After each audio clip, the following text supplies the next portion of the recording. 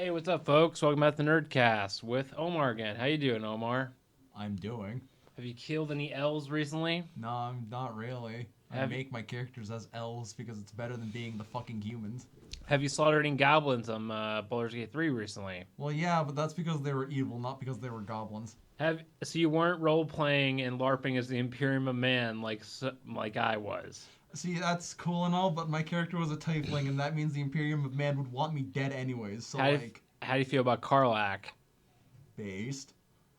We're not gonna get too much into detail because we need to sell She's this. a tall woman, and I love that. That's all I need She's to a say. demon woman. That's all I gotta She's not say. a demon, she's a tiefling. Same thing. Not really.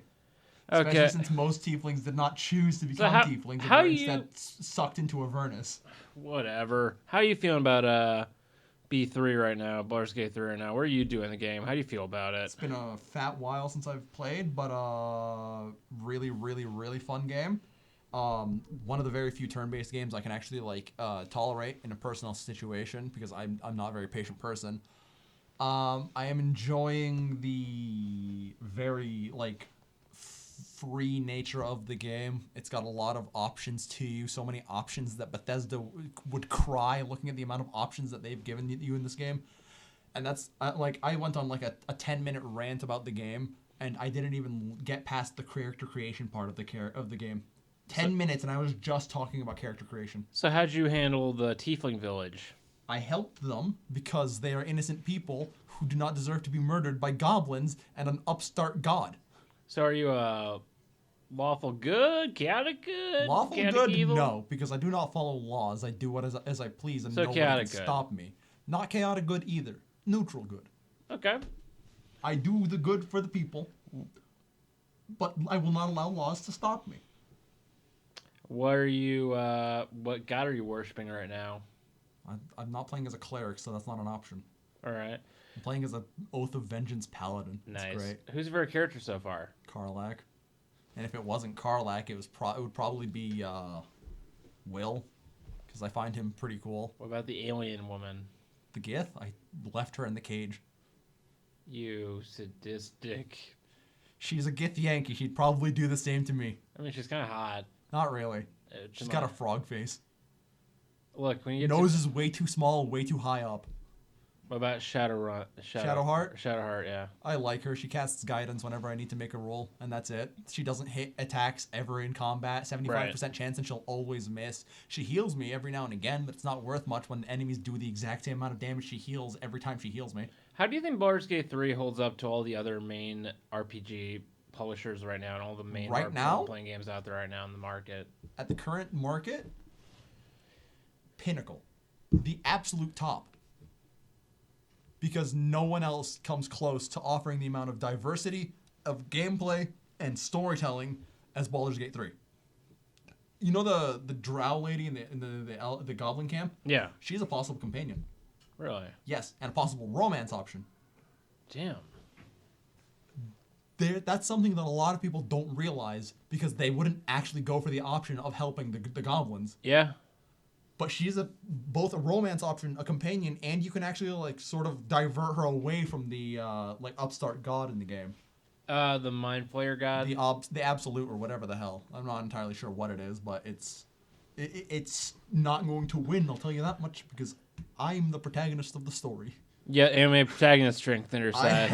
I have the strength of being the person who the story is centered around, and that means I win. What's your take on how do you think Baldur's Gate 3 holds up to, say, BioWare role-playing games or Bethesda role-playing games? It blows Bethesda out of the water, and it towers over BioWare currently. You know, there's a strange relationship between Dragon Age and Baldur's Gate, right? Because Baldur's Gate initially was made by BioWare as well, I think. And Dragon Age Origins was Baldur's Gate type, it came basically after they made Baldur's Gate, so it was sort of a spiritual successor, kind of. They literally said it that way. But it's good to see that Dragon Age came from Baldur's Gate, but Baldur's Gate still is far better than it, especially now. Because with the current state of Dragon Age Inquisition being a sort of mess and a kind of crappy action RPG instead of a proper ARPG, CRPG like the rest of them. Yeah. It just sort of kind of sucks. No, I like Dragon Age Inquisition. I love Dragon Age Inquisition as the story of the game and the world of the game, but the gameplay is hard to like want to play over and over again. I've tried to like play it multiple times over the past couple of years, but I like after I got my first playthrough done where I played as like an elf mage. And romance Solus because I made a female elf. I'm going to romance Solus because that's the only way you can romance Solus anyways. Yeah. It just sort of feels like after that point I can't really get back into the game and try to like do more. I've gotten like 2 total playthroughs done and that's it. Yeah. So what's your take on the companions in Baldur's Gate 3 so far? So considering compared to like all the companion characters of any role playing game you ever played. So, well. If we're talking about every role-playing game that I've ever played, they do stack up quite nicely. They're not like better or worse. I'm gonna have to talk about the 3 characters that I actually 4 characters because I have what's his name, the druid Halcyon as well. Yeah. But like when it comes to the companions I have in Baldur's Gate, I didn't recruit everyone because I'm more than aware that it's going to be hell to try and balance everyone like for quests. So I've only got Karlach, Shadowheart, Will, and Halcyon. And something about Karlach reminds me of Cassandra from Dragon Age in the sense that it's this, like, brass and tough, like, warrior that has, like, that soft side to him. Yeah. That is my, like, sort of favorite I will archetype. Say, Karlach is the educated man's companion character. I don't know. Shadowheart's a pretty good option, too. I don't like. I just like I demon haven't chicks, done her. Okay? I like demon chicks. Okay. Mm-hmm. I haven't done Shadowheart's like quest line, and I'm doing her quest line. I just haven't done her like romance because I'm sort of focusing on like I don't like doing multiple romances in games. I always do one. So I've got like Karlach as my romance option, and I like Shadowheart's story. It's very interesting to see, especially like what you learn in Act 2. You learn some interesting facts about Shadowheart. That's kind of sad. How do you feel about the world? Isn't it basically just the world of like the generalized world of D&D? It's Faerun, the main the main setting. Forgotten Realms, main setting for West of the Coast. From seeing like what I see in not Dragon Age, Baldur's Gate 3, it's a very interesting setting. I wish there were more cities. Well, I mean that's sort of what Baldur's Gate is nearing the end of Act 2 and Act 3. Its entirety, Baldur's Gate is the city. It's Baldur's Gate. Yeah. The game is based around the city of Baldur's Gate. Now, have you played the original Baldur's Gate games? I have not. They're really good. I've heard they're good, but they just seem like a bit too difficult for me to like actually be able to get into. Right. They're a bit like archaic in mechanics and all that, and I have tried multiple times to play older games and always sort of struggle to it. Same. Switching over to Bethesda, how do you feel about the original Fallout games? The original Fallout games I have not played, unfortunately, like the Fallout 1 and 2. Yeah. I've heard that they have some of the best story writing in like CRPGs. If I remember correctly, you can actually meet like a Fallout New Vegas character's father in Fallout 2, where you can meet Cass's dad. He's a companion you can recruit in Fallout 2. That's cool. It's pretty awesome, and like there are recurring characters that'll show up every now and again, like the games. I can't remember what his name is, but the ghoul who has like a tree thing growing on him in the first game, and then in the second game you can see it's even bigger, and then in the third game he's been rooted down as an actual not in the third game, in New Vegas I think, is it, or Fallout 3? No, it's Fallout 3. He actually got like rooted down as a proper tree and could no longer move. How do you feel about the weird, whimsical, apocalyptic wonderland of Fallout? It feels like it used to be a more serious apocalypse before Fallout 4. In Fallout 3 and New Vegas and 1 and 2, obviously, it felt like it felt like a serious apocalypse with some wacky situations that can happen. I mean, like a cult that worships an atom bomb that you can set off. Yeah, that's goofy. There are goofy things about it, right? Like, what's it called? There's some goofy things you can find. But Fallout 4 seems to have taken it a bit too far into the goofiness.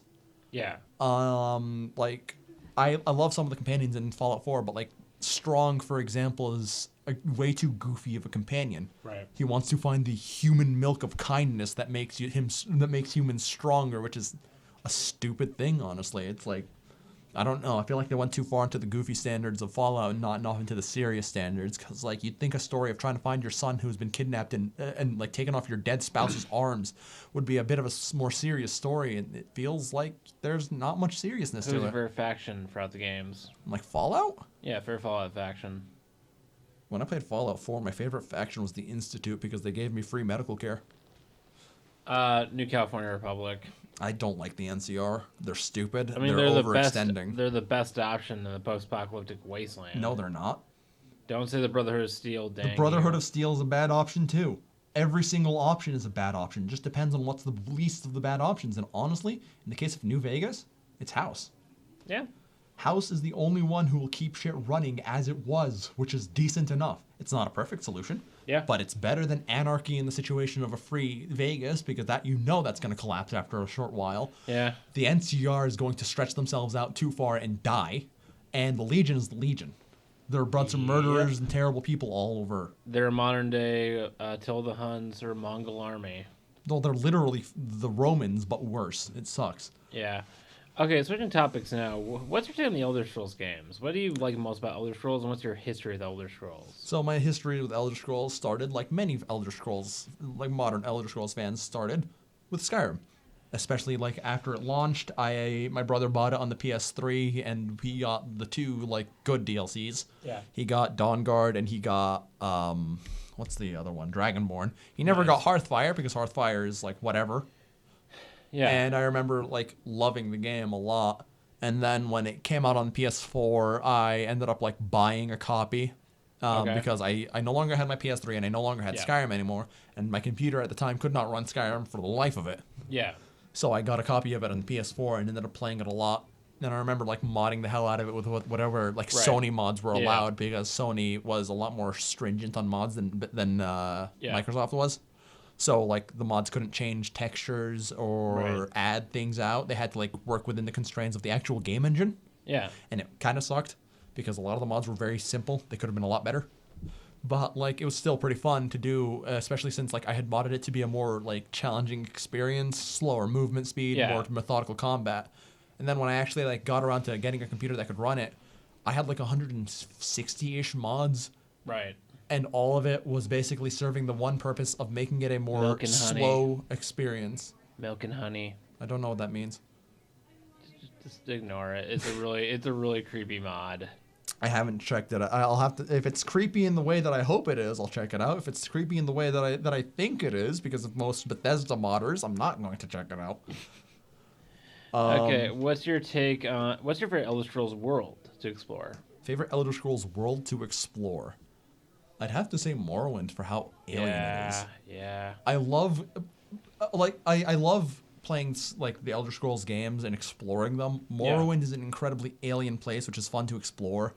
Cyrodiil is beautiful in Oblivion. It's very Tolkien-esque. Tolkien-esque. It's very colorful, very green, very verdant. It's very nice to go through. Imperial City is cool. The Imperial City is gorgeous when it comes to like architecture and all that. Yeah. And it feels like that's the one thing that Skyrim like sort of fell flat on, because the cities don't look nearly as cool. It's a different region. Different era. I know. It's a different region, different like culture and all that, but it feels like we lost that sense of scale. Yeah. How do you feel about the Empire? Are you a loyal Empire citizen?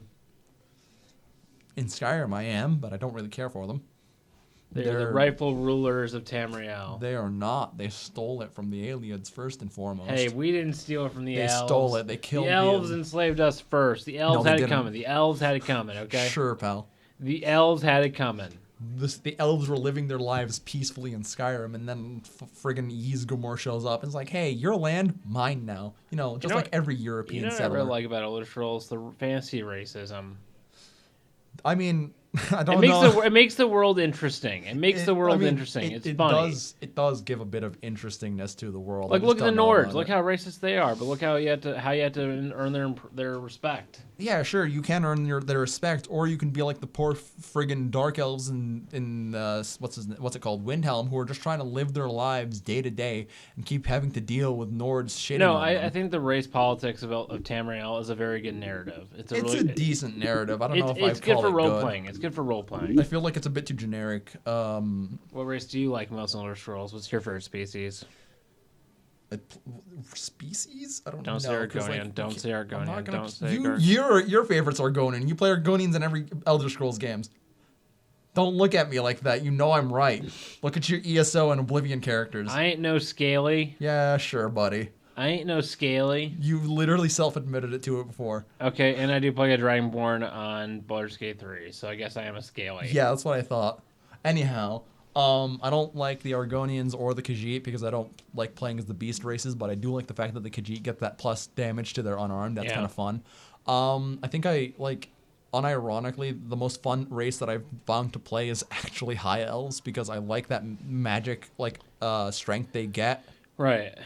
Other than that, if I'm playing like a martial character who just does like straight up like weapons and all that, I'd probably play as Redguard because they've got light armor benefit and one-handed benefit. Redguard are fun. I find two-handed to be like lame as hell. So aside from this, the nerdy ranting, the two questions I want to like end this podcast on, the two subjects. Sure. Well, how do you feel like what do you think is the future of the CRPG / role-playing video game genre? Where do you see it going?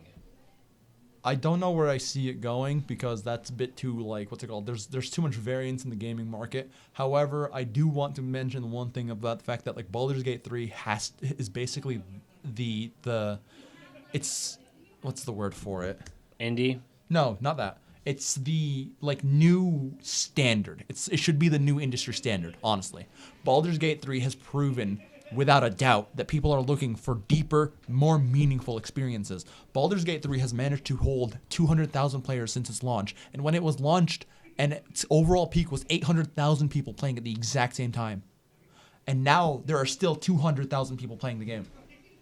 Whether or not those are new people who just got the game or people who've been playing since the game launched, that is an astonishing number for a CRPG that's like Baldur's Gate. Most people would never have guessed that it gets that far up, but it got that far. Baldur's Gate proves that people aren't looking for the shallow experiences that Bethesda and all these other companies are pushing out. Because if we're being honest, nowadays Bethesda's putting out very shallow role-playing experiences. I like Starfield, okay? Starfield. It's a decent game, but the gameplay is just a worse Fallout 4, and there's basically no proper role-playing you can do. I mean, the sheer expanse of the world and the exploration of it. Yeah, sure, but like... First of all, the exploration's kind of crappier because you can't actually go there physically. You have to fast travel every time, which means you're taken out of it. But you're taken out of the world by having to always look at a loading screen anytime you want to go anywhere. Yeah. And it's frustrating to have to plot out a place, like, what's it called? Fast travel routes and stuff like that. It's stupid. It's not the best situation. I do like Starfield. I played it to completion. I enjoyed it. But... functionally, as an RPG, it fails. Yeah. Because every single companion functions the exact same way. And I don't mean that in the sense of functions like gameplay-wise. I mean that in the sense of character-wise. They all have basically the exact same likes and dislikes. Yeah. They will all react either positively or negatively to a decision. There will be no variance where one will react positively and the other will react negatively. And it sucks. Because the companions functionally fail as companions. They're just the same thing over and over again. Yeah. So in closing, do you think Baldur's Gate 3 is going to outshine Bethesda very soon, very quickly? It has already outshined Bethesda. They have shown, without doubt, that they have mechanical complexity that is both simple to grasp and incredibly fun to master. It's something you can get into casually and then learn to go further into. It's awesome, honestly. Especially like with how much choice you have, even in the character creation screen. Yeah. There are 11 races, 12 classes, and at least 3 subclasses per class. Right. The amount of depth that it has to just the classes initially is insane. Right. Are you hopeful for the future of like this genre of video games? I am hopeful that people will look at Baldur's Gate 3, developers will look at Baldur's Gate 3 and use that as a goalpost. Right. But I'm afraid that they won't. Because when Baldur's Gate 3 launched, every single game developer started getting defensive and saying, no, we can't actually replicate that level of quality. Yeah. And that's what scares me. Instead of looking at it and seeing that that is the new goalpost, that is what people want, they try to defend their own mediocre work. And it's scary. Yeah. Well, thanks for being on the show, Omar. I really appreciate it. Yep. It's really cool talking about this kind of stuff again. Until next time, folks, stay sane. And be aware for further announcements on my YouTube channel if you get it out. Bye, Baldur's Gate 3. Bye, Starfield. No, don't do that.